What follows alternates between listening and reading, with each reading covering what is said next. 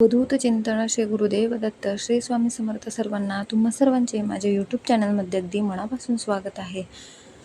तर बघा, तुम्ही पण रोज देवपूजा करून अगरबत्तीची राख सरळ कचऱ्यात टाकता का? जर हो, तर आजचा हा व्हिडिओ शेवटपर्यंत नक्की पहा. कारण तुम्ही कदाचित नकळत तुमचं नशीब, तुमचं धन आणि तुमच्या घराची लक्ष्मी स्वतःच्या हाताने बाहेर फेकत आहात. हो, ही साधी राख नाही. जेव्हा तुम्ही देवासमोर अगरबत्ती लावता तेव्हा ती फक्त सुगंध देत नाही, ती तुमच्या आणि देवाच्या मध्ये एक संपर्क तयार करते. त्या धुपाचा धूर वर जातो आणि तुमच्या प्रार्थना थेट त्या परमेश्वरापर्यंत पोचवतो. आणि जे खाली उरतं ती असते भस्म, तीच भस्म जी त्या दिव्य शक्तीचा पुरावा असते. आज मी तुम्हाला या राखीचं असं एक गुपित सांगणार आहे जे तुमचं आयुष्य बदलू शकतं, तुमच्या घरात धनाचा ओघ सुरू करू शकतं. पण सगळ्यात मोठा जो उपाय आहे तो आहे मध्यरात्रीचा महाउपाय. तो मी तुम्हाला पुढे सांगणार आहे, पण त्याआधी आपण या राखीची खरी ताकद समजून घेऊया. राख फेकणं सर्वात मोठी चूक. जरा विचार करा, तुम्ही रोज सकाळी उठता, आंघोळ करता आणि श्रद्धेने देवपूजा करता, देवासमोर अगरबत्ती लावता, देवा मला पैसा दे, देवा मला घरात सुख शांती दे, देवा मला सगळं दे, सगळं सुख माझ्या ओंजळीत टाक. पण पूजा संपली की तीच अगरबत्ती थंड झाली की तिची राख तुम्ही सरळ बाहेर टाकता, कधी झाडाखाली, कधी कचऱ्यात. तर बघा, ही खूप मोठी चूक आहे. तुम्ही त्या ऊर्जेला घराबाहेर टाकत आहात जी तुम्ही स्वतः श्रद्धेने बोलवली होती. शास्त्र काय सांगतं? शास्त्रात असं म्हटलं आहे, भस्म म्हणजेच भगवान शिवाचं स्वरूप आणि अग्नीत जळून जे उरतं ते खूप पवित्र आणि शक्तिशाली असतं. आणि तुम्ही तेच भस्म फेकता, म्हणजेच तुम्ही स्वतःच दारिद्र्यतेला आमंत्रण देतात. आजपासून काय करायचं? आजपासून एक साधा नियम करा. राख कधीच फेकायची नाही. एक छोटीशी तांब्याची किंवा पितळेची डबी घ्या, किंवा प्लास्टिकची असेल तर ती घ्या. त्यात ही राख जमा करा, कारण हीच राख तुमच्या आयुष्यातील बंद दरवाजे उघडणार आहे. एक खरी कथा सांगते. पूर्वी काशी नगरीत एक व्यापारी राहत होता. खूप गरीब, व्यवसाय पूर्ण बंद, डोक्यावर प्रचंड कर्ज. लोक घराबाहेर येऊन ओरडायचे. एक दिवस तो गंगेच्या काठी बसून आत्महत्या करायचा विचार करत होता. तेवढ्यात एक अघोरी साधू तिथे आले. त्यांनी त्याला विचारलं, अरे मूर्खा माणसा, तू मरायला निघाला आहेस, पण तुझ्याच घरात खजिना आहे. व्यापारी चकित झाला. माझ्या घरी? तर खायला नाही, खजिना कुठून येणार? तेव्हा त्या साधूने त्याला अगरबत्तीच्या राखेचं गुपित सांगितलं. आणि हो, तो व्यापारी घरी गेला आणि जसं सांगितलं होतं तसं केलं. फक्त काही आठवड्यात त्याचा व्यवसाय जोरात चालू लागला. कर्ज संपलं आणि तो श्रीमंत झाला. पहिला सोपा उपाय. बघा, आता तुम्ही विचार करत असाल नेमकं काय करायचं? तर पहिला उपाय ऐका. सकाळची पूजा झाल्यावर राख थंड झाली की ती अनामिका बोटाने घ्या, ज्या बोटात अंगठी घालतो आपण त्या बोटाने, आणि घराच्या मुख्य दरवाजाच्या दोन्ही बाजूला जमिनीवर छोटासा टिळा लावा, कोणाला दिसणार नाही असा. याचा परिणाम काय होतो? तर तुमच्या घरासमोर एक अदृश्य सुरक्षा कवच तयार होतं. याचा परिणाम काय होतो? तुमच्या घरासमोर एक अदृश्य सुरक्षा कवच तयार होतं. वाईट नजर, नकारात्मक ऊर्जा, दरिद्रता काहीही घरात येऊ शकत नाही. ही राख तुमच्या घराची रखवालदार बनते. दुसरा उपाय, अडकलेला पैसा परत आणण्यासाठी. बऱ्याच वेळा आपले पैसे कुठेतरी अडकतात, कुणाला दिलेले किंवा कुठे अडकलेले, आणि परत येत नाहीत. तर हा उपाय करा.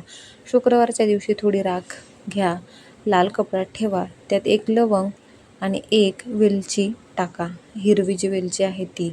छोटी पोटली बनवा, हातात धरून डोळे बंद करा. जिथे पैसा अडकला आहे ते आठवा आणि प्रार्थना करा, माझे पैसे मला परत मिळू दे. नंतर ती पोटली तिजोरीत ठेवा. काय होईल? ज्यांनी पैसे दाबले आहेत, ज्यांनी तुमचे पैसे दिले नाहीत, त्यांचं मन बदलायला लागेल. ते स्वतः पैसे परत द्यायला तयार होतील. हे तर फक्त सुरुवात आहे. पुढे मी तुम्हाला असा उपाय सांगणार आहे जो तुमच्या घरात पैशांचा ओघ अखंड सुरू करेल. आणि शेवटी जो मध्यरात्रीचा उपाय आहे तो तर तुमचं नशीबच बदलून टाकेल.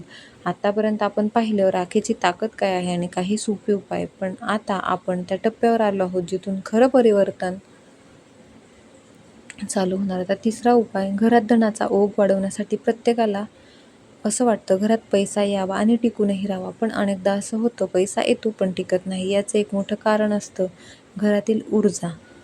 आपल्या घरातही ऊर्जेची काही केंद्र असतात, आणि त्यातलं सगळ्यात महत्त्वाचं ठिकाण म्हणजे उत्तर दिशा. ही दिशा कुबेर देवाची मानली जाते.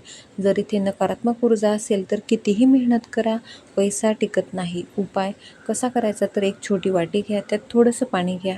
गंगाजल असेल तर उत्तम, नाही तर आपलं साधं पाणी घेतलं तरी चालेल. त्यात एक चिमूट राख मिसळा. आता घराच्या उत्तर दिशेला जा आणि एखाद्या पानाने किंवा फुलाने ते पाणी शिंपडा. शिंपडताना मनात म्हणा ओम श्री नमः. याचा परिणाम काय होईल तर घरातील नकारात्मक ऊर्जा जी आहे ती नष्ट होईल, कुबेरस्थान सक्रिय होतं आणि अचानक धनाचे नवीन मार्ग खुलतात. जेव्हा घरात नकारात्मकता वाढते, कधी आपल्याला असं वाटतं सगळं उलटं चाललंय, घरात भांडणं वाढलीत, आजारपण जात नाही, पैसा टिकत नाही, अशा वेळी हा उपाय नक्की करा. उपाय दुसरा, मंगळवार किंवा शनिवार संध्याकाळी घरात चौमुखी दिवा लावा. बसून हनुमान चालीसा म्हणा. नंतर थोडी राख घ्या आणि घराच्या प्रत्येक खोलीच्या कोपऱ्यात टाका. कोणी पाहू नये. शांतपणे हा उपाय जो आहे तो करायचा आहे. दुसऱ्या दिवशी काय करायचं, सकाळी झाडू मारताना ती राख बाहेर काढा. काय जाणवेल, घर हलकं वाटेल, तणाव कमी होईल, भांडणं कमी होतील आणि हळूहळू घरात पुन्हा शांती येईल. मध्यरात्रीचा महत्त्वाचा जो उपाय आहे तो सांगत आहे. आता बघा, हा उपाय काय, ज्याच्यासाठी तुम्ही इतका वेळ वाट पाहत होता, हा उपाय खूप शक्तिशाली आहे पण तितकाच नियमबद्धही आहे. कधी करायचा, अमावस्याच्या रात्री किंवा महिन्याच्या पहिल्या शुक्रवारच्या रात्री बरोबर 12 वाजता.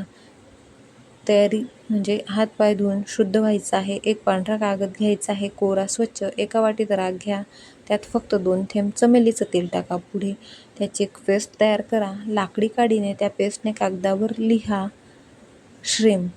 महत्त्वाचं म्हणजे लिहिताना पूर्ण लक्ष त्या शब्दावर ठेवा. मनात फक्त एकच विचार असू द्या, माझ्या आयुष्यात धन आणि सुख येत आहे.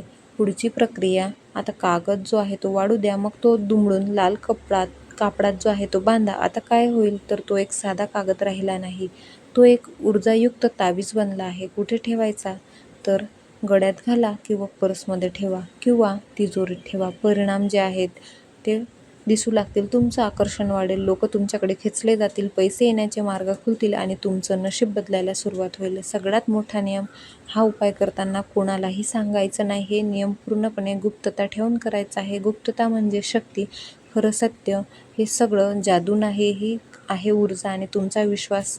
देव कधीही थेट पैसा देत नाही, पण संधी देतो, मार्ग दाखवतो. म्हणून आजपासून एक गोष्ट लक्षात ठेवा, अगरबत्तीची राख कधीही फेकू नका.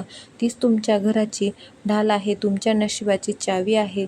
तर तुम्हाला हा व्हिडिओ आवडला असेल आणि तुम्हाला असेच नवनवीन व्हिडिओ बघायचे असतील तर व्हिडिओला लाईक करा, चॅनलला सबस्क्राईब करा आणि कमेंटमध्ये नक्की लिहा श्री स्वामी समर्थ. तुमच्या आयुष्यात सुख, शांती आणि अपूर समृद्धी येवो ही स्वामींचरणी प्रार्थना करते आणि व्हिडिओ इथंच संपवते. श्री स्वामी समर्थ.